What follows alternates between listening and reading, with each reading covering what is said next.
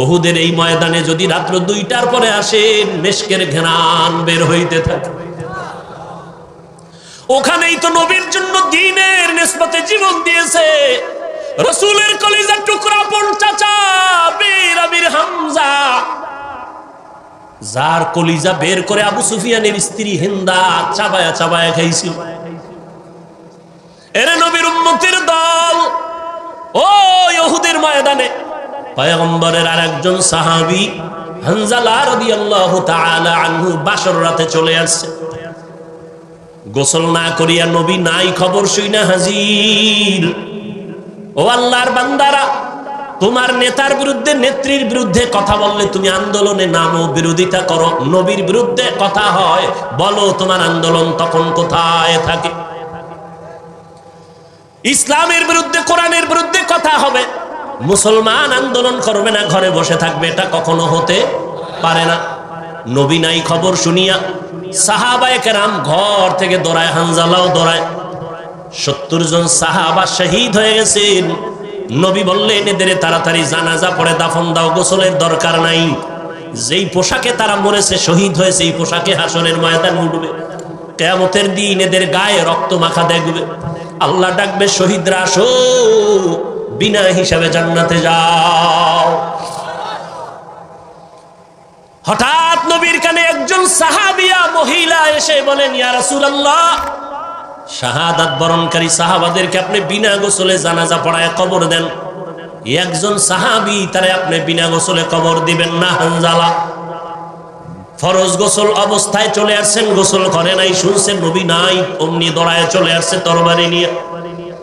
নবী বলেন, খবর দাও, খুঁজো হানজালার লাশ, গোসল দেওয়া লাগবে। জিব্রাইল আমিন এসে নবীকে বলেন, ইয়া রাসূলুল্লাহ, যেই সাহাবী দ্বীনের নিসবতে আপনার মহব্বতে ফরজ গোসল বাদ দিয়া চলে আসছে বাসর ঘরে বিবির মায়া সারিয়া, ওই সাহাবীর গোসল আল্লাহ জান্নাতের পানি দিয়া ফেরেশতার মাধ্যমে করায় দিয়েছে। এরে যুবক, আল্লাহর গোলাম, ওই সাহাবাদের আদর্শ অন্তরে লালন করো। এখনো সময় আছে, তওবা করে নাও। বিজয়টা তোমার কেমন তুমি ভাবনি। ইমানদারের ভাবনা বেঈমানের ভাবনা কখনো এক না। একজনে আমার মুমিনের সালাম দিয়া কয়, কেমন আছেন? বলে, আমার ইমানের হালাত ভালো তো আলহামদুলিল্লাহ, আমি ভালো আছি। আমার ইমান আমলের হালাত খারাপ তো আমি বলতে পারি না ভালো আছে, আমি বড় খারাপ আছি। আর তোমার চিন্তা চেতনা, তোমার বাড়ি আছে, গাড়ি আছে, টাকা পয়সা, ব্যবসা ভালো, তুমি ভালো আছো।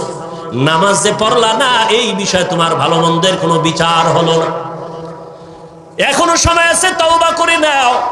আল্লাহর কাছে অন্তর খুলে তওবা করো। হে মালিক, তোমার নিয়ামতের হায়াত না থাকলে বাঁচার উপায় নাই। তোমার নিয়ামতের নিঃশ্বাস যদি বন্ধ হয় আর উঠাইতে পারবো না। তোমার নিয়ামতে যদি তুমি ঘুম থেকে উঠায় না দাও, আমার জীবনে আর উঠা সম্ভব হবে না।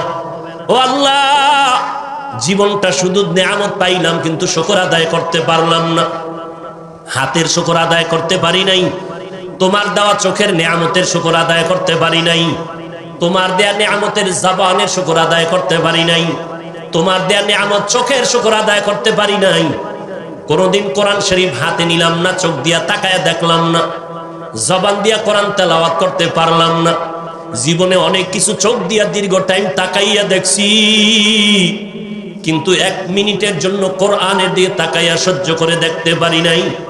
জীবনে জবান দিয়ে কত কথা বলেছি, মোবাইলে সারাটা রাত, কিন্তু জবান দিয়া 100 বার দরুদ শরীফের আমল করতে পারি নাই। জবান দিয়া কোরআন তেলাওয়াতের আমল করতে পারি নাই। এই হাতের দ্বারা কত লেখাই যে জীবনে লেখলাম, কিন্তু হাতের দ্বারা কোরআন ধরিয়া ধরিয়া লাইনে আঙ্গুল টেনে পড়তে পারি নাই। হিসাব মিলায় দেখলাম আমার মতো নাফরমানের এই জমিনে কেউ নাই। ও যুবক বাবারা, বৃদ্ধ বাবাজিরা, পর্দার আড়ালের মা বোনেরা, আল্লাহর কাছে নিয়ামতের হিসাব কিন্তু দিতেই হবে। আল্লাহর দেওয়া নিয়ামত পাইলেন, আল্লাহর দেওয়া বাতাস বড় নিয়ামত, আল্লাহর দেওয়া পানি বড় নিয়ামত, সূর্যের আলো বড় নিয়ামত। সবকিছু ভোগ করলেন, শুকর আদায় করলেন না। আল্লাহর নবী দোয়া শিখাইছেন, যখন ঘুম থেকে তুমি উঠবা আলহামদুলিল্লাহ বলে শুকর আদায় করো। নামাজ আদায় করবা, সেজদায় গিয়া সুবহান রাব্বিয়াল আ'লা বলবা।